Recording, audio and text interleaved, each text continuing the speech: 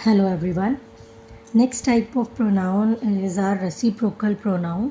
Last class में हम personal pronoun, possessive pronoun और हमारा रिफ्लेक्सिव प्रोनाउन हम पढ़ चुके हैं. नेक्स्ट वो type of pronoun is are reciprocal pronoun.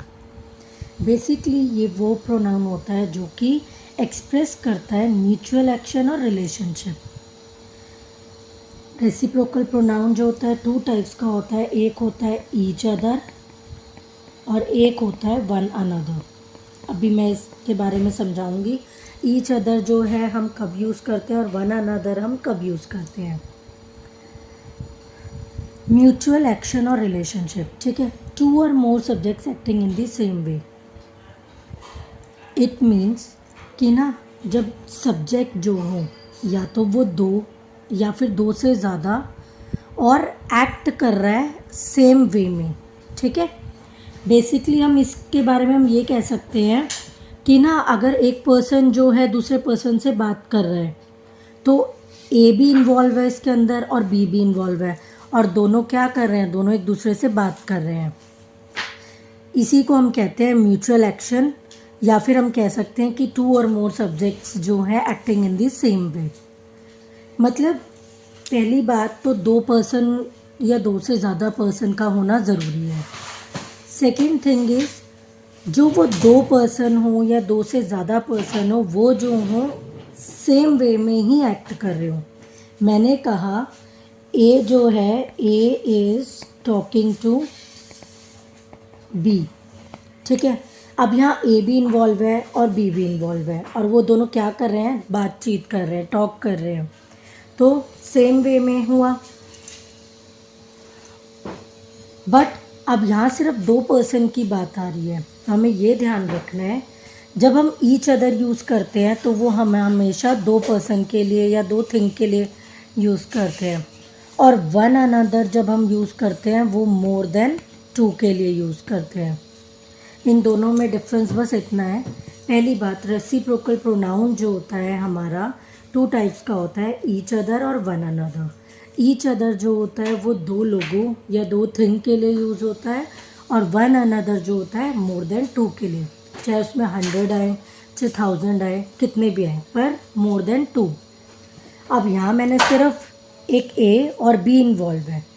ठीक है. तो मैं यहाँ क्या लिखूँगी, A and B are talking to each other.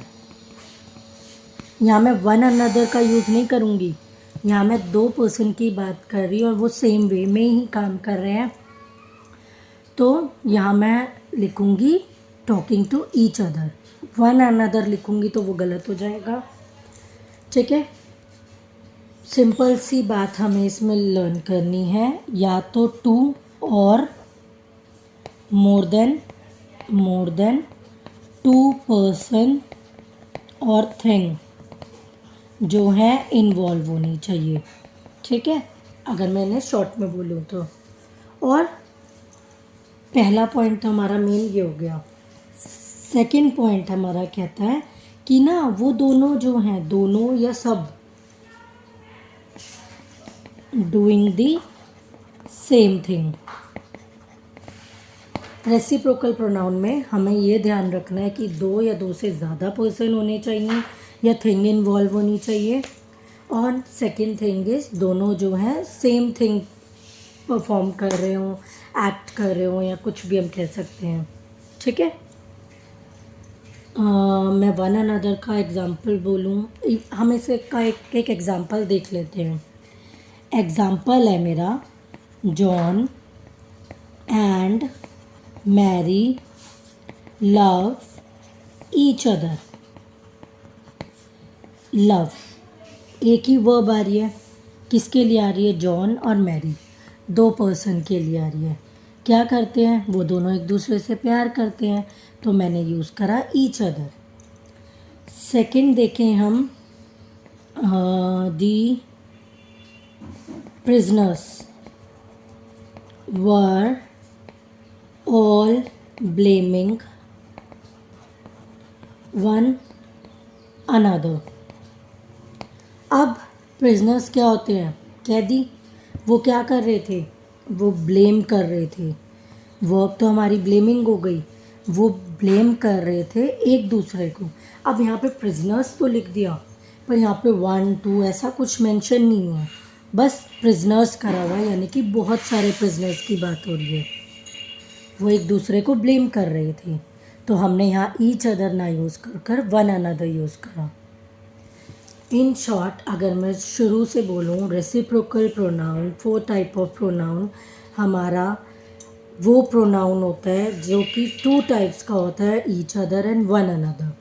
और बेसिकली ईच अदर जो यूज़ होता है 2 पीपल और थिंग के लिए यूज़ होता है, और वन अनदर जो होता है मोर देन 2 पीपल और थिंग के लिए यूज़ होता है।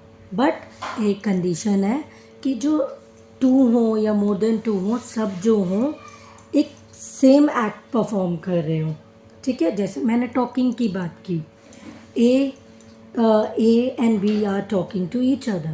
Only 2 persons are involved in this sentence, ठीक है। तो इसलिए हमने यहाँ each other का यूज़ करा।